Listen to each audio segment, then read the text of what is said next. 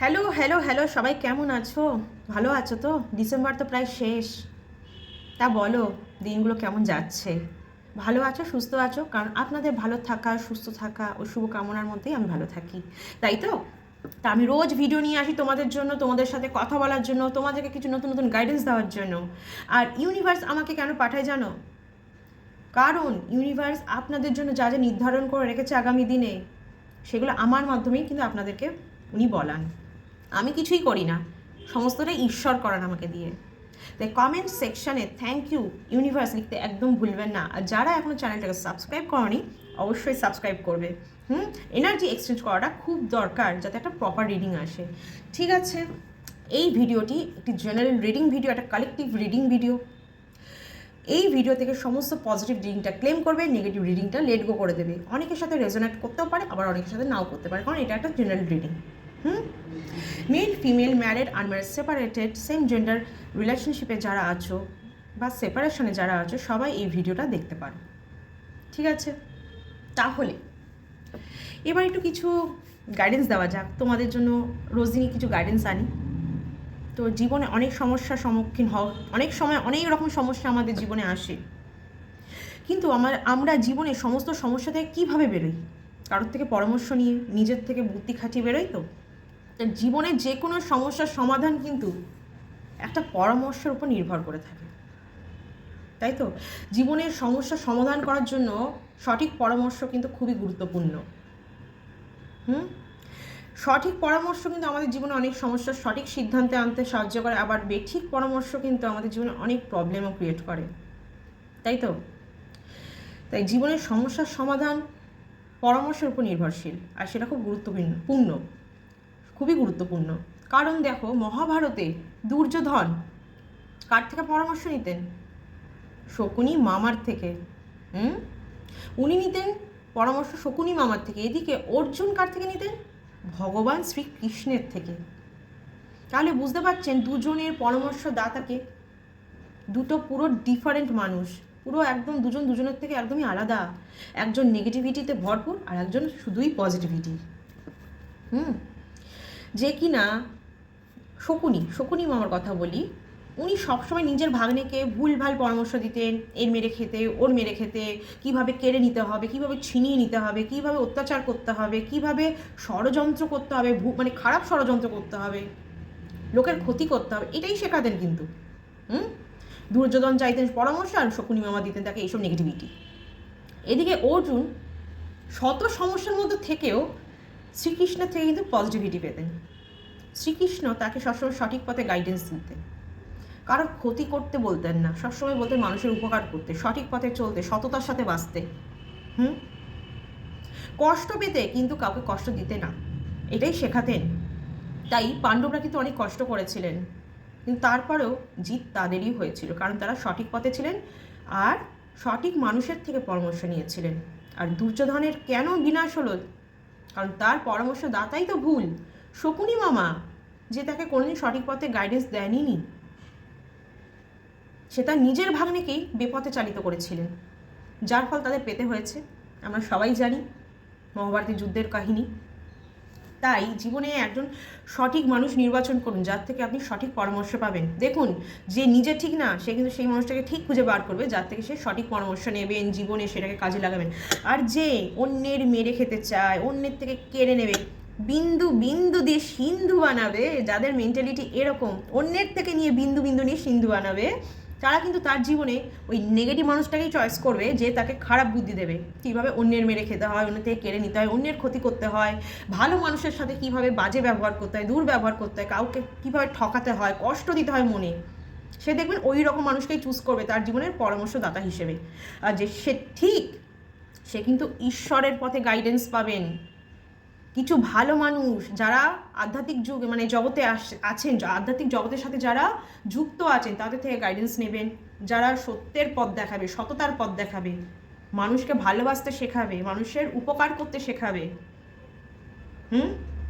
যারা নিডি, তাদেরকে উপকার করতে শেখাবে, তাদের পাশে দাঁড়াতে শেখাবে, জীবনে পজিটিভিটি এনে দেবে, জীবনে কোনো দুঃখ কষ্টই থাকবে না তাদের, কারণ তারা সঠিক মানুষের থেকে পরামর্শ নিয়েছেন। আর যারা নেগেটিভ মানুষের থেকে পরামর্শ নিয়েছেন বা ভুল মানুষকে চুজ করেছেন নিজের ছোট ছোট স্বার্থ সিদ্ধির জন্য, দেখবেন তাদের জীবনে অ্যাংজাইটি ডিপ্রেশনে ভরে গেছে।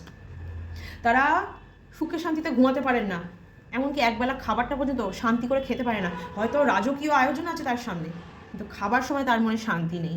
তার মনে সবসময় দুশ্চিন্তা, ওরে বাবা টাকা টাকা রোজগার করতে হবে, ওরে বাবা ওখানে লস হয়ে গেল, ওরে বাবা হাত থেকে টাকাটা মিস হয়ে গেল, এ বাবা কি হয়ে গেল, সম্পত্তিটা মিস হয়ে গেল।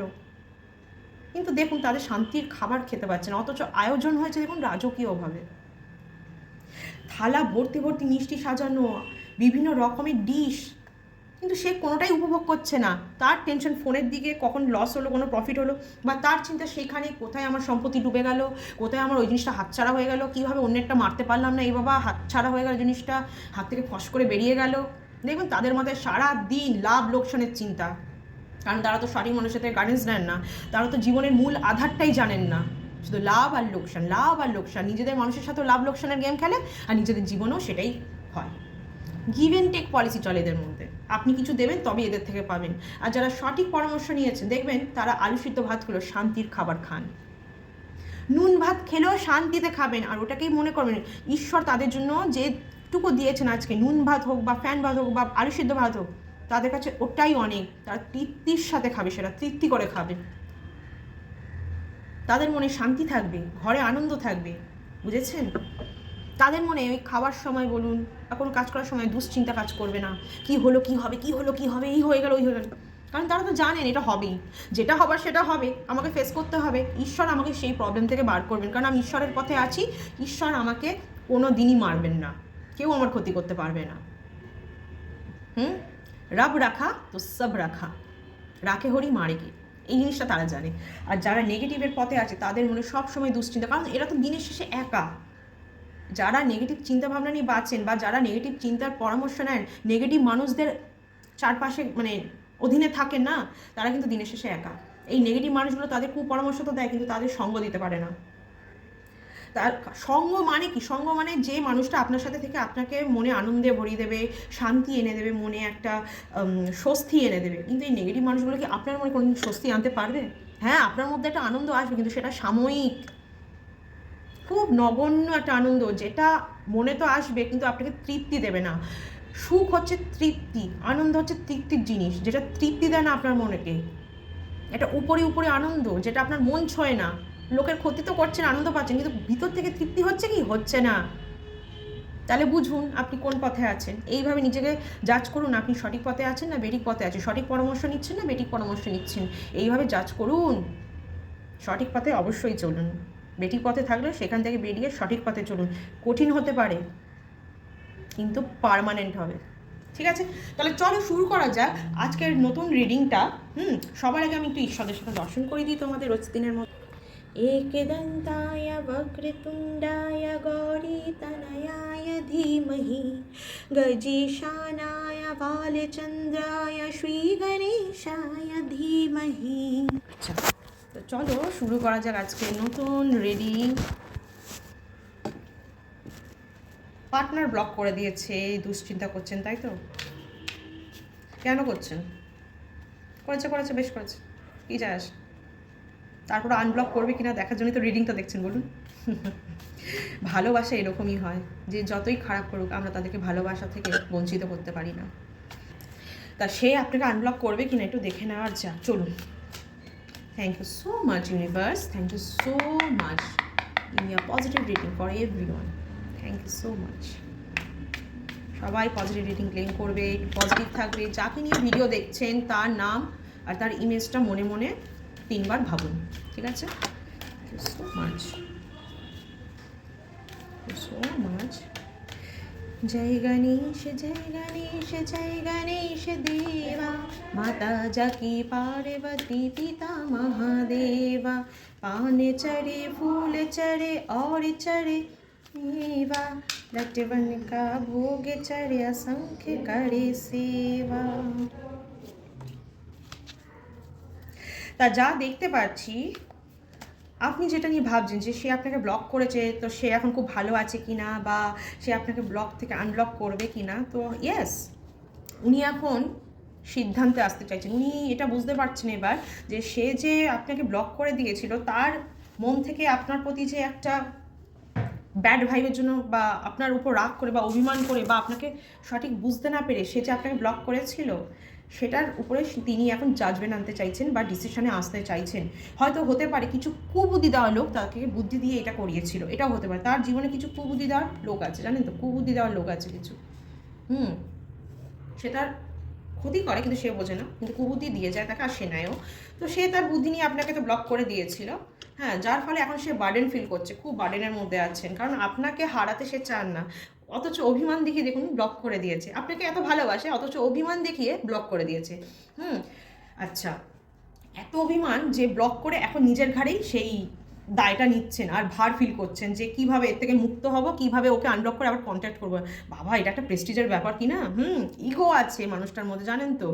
ইগো, আমার ইগো, বাবা আমার এত ইগো, আমি কি করে তাকে আনব্লক করবো? সে তো আমাকে ফেও ভাববে, একদম টেকেন ফর গ্রান্টেড নেবে যে এ তো ব্লক করে আনব্লক করে, এই জিনিসটা ভেবে এখন তার ঘাড়ে এত বার্ডেন চলে এসছে, সে আর আপনাকে আনব্লক করে উঠতে পারছে না। অথচ ডিসিশনে উনি আসতে চাইছেন, সিদ্ধান্ত নিতে চাইছেন।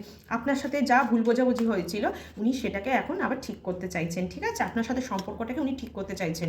আর উনি এখন আপনাকে ব্লক করে নিজেই ফেসে গেছে নিজের জালে, বুঝেছেন? মানে উনি ভেবেছেন আপনাকে আনব্লক করে, আবার কেন আনব্লক, তার মানে করবে বলুন? এতবার আনব্লক বলছি, ও মাই গড, ইটস আ কোইন্সিডেন্স, হতেই পারে আপনাকে শীঘ্রই আনব্লক করলো বলে। ঠিক আছে, উনি আপনাকে ব্লক করে এখন কিন্তু নিজের জালে নিজেই ফেসেছেন। এখন উনি ভাবছিলেন যে প্রথমে আপনাকে ব্লক করবো, আপনাকে সাহায্য করবেন, আপনাকে কষ্টের মধ্যে দেখবেন, আপনি ছটপট করবেন, উনি বেশ একদম একটা আনন্দের মধ্যে দিয়ে যাচ্ছিলেন, ভাবছিলেন এটাই করব। উনি তো জানেন না আপনি কার ভিডিও দেখেন, কে আপনাকে গাইডেন্স দেয়।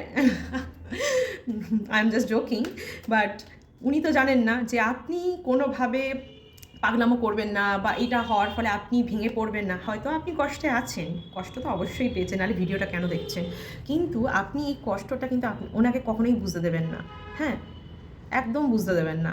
কারণ উনি তো চান আপনি কষ্টের মধ্যে থাকুন, আর আপনি ছুটে ওনার কাছে যান, ওনাকে যোগাযোগ করুন। উনি করবেন না, উনি ওনার ইগো নিয়ে চলবে, কিন্তু উনি এখন ভালো মতো ফেসে গেছে, উনি এখন নিজেকে স্টাক ফিল করছেন এই সিচুয়েশানে যে কী করলাম আর কি হয়ে গেল, উল্টে আমার উপরেই আর কি ব্যাপারটা চলে এলো, আমি তো ওকে ফিল করাতে চাইলাম। হ্যাঁ, উনি কমিউনিকেশন করতে চাইছে আপনার সাথে, জানেন তো। উনি একদম ব্যাকুল হয়ে যাচ্ছে এবার কমিউনিকেশন করতে, উনি কারণ এই অবস্থা থেকে এবার বেরোতে চাইছেন। এই ঘাড়ে যে বোঝাটা উনি নিজে আর কি খাল কেটে কুমিরটা এনেছেন, ওটার থেকে উনি নিজে বেরিয়ে এখন আপনার সাথে কমিউনিকেশন করতে চাইছে। আমি যা দেখতে পাচ্ছি আগামী 1 সপ্তাহ থেকে 1 মাসের মধ্যে উনি আপনার সাথে যোগাযোগ করবেন, বেশি দিন আর ধরে রাখতে পারবেন না, হয়তো তার আগেও যোগাযোগ করে ফেলতে পারেন। কারণ আমি যা কার্ড দেখতে পাচ্ছি, ওনার যা সিচুয়েশন, ওনার এরপরে এইভাবে চলতে থাকলে উনি মানসিক দিক থেকে ভেঙে পড়বেন, খুব শীঘ্রই ভেঙে পড়বেন, আপনার সাথে যোগাযোগ করবেন। ক্লেম দিস রিডিং, ঠিক আছে?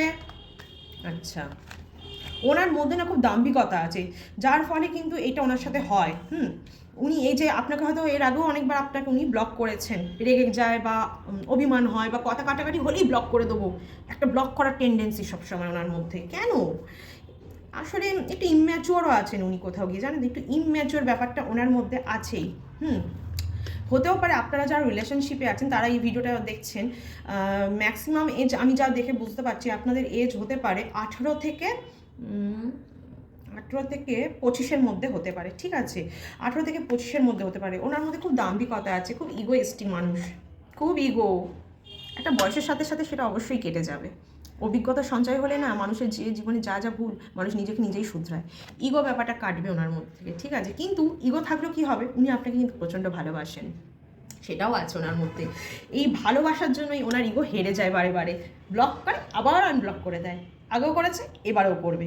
হ্যাঁ, এই জিনিসটা কন্টিনিউ উনি করতে পারবেন না কোনোভাবে, ওনার জন্য এটা করা সম্ভবই নয়। কারণ উনি সেই রকম মেন্টাল স্টেট নিয়ে ব্লক করেন না যে আপনাকে চিরতরে ব্লক করে দেবো, কথা বলবো না।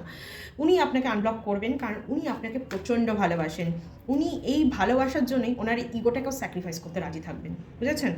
উনি ভয়ের মধ্যে দিয়ে আছেন আপনাকে হারানোর, ভাবছেন উনি যে আপনাকে ব্লক করেছেন, এবার একটু ব্যাপারটা একটু বেশি সিরিয়াস হয়ে যাচ্ছে, অনেক দিন হয়ে গেছে তো, হ্যাঁ, অনেকদিন কথাবার্তা নেই হয়তো একদম, বা যারা সেপারেশনে আছেন, আপনার পার্টনার কিন্তু ভাবছে যে আপনাকে যে উনি একদম ইগনোর করছে, ব্যাপারটাতে ইগনোর করে দিয়েছে বা ব্লক করে দিয়েছে, কথা বলছে না, উনি কিন্তু আপনাকে হারানোর এবার ভয় পাচ্ছে যে এবার ব্যাপারটা অনেক সিরিয়াস হয়ে যাচ্ছে, না এইবার আমাকে ওর সাথে যোগাযোগ করতে হবে, সম্পর্কটাকে ঠিক করতে হবে। এটা কিন্তু ঘটনা, জানেন তো, যখন মানুষ আঘাত দেয় না মনে, একবার দেয় মেনে নেওয়া যায়, দুবার দেয় মেনে নেওয়া যায়, বারবার যখন সে সেম জিনিসটা করে রিপিটেডলি, তখন কিন্তু অপোজিট মানুষটা ডিটারমাইন হয়ে যায় যে এইবার আমাকে ঘুরে দাঁড়াতে হবে, যদি ও আমার সাথে থাকতে না চায় এবার আমাকে মুভ অন করে যেতে হবে।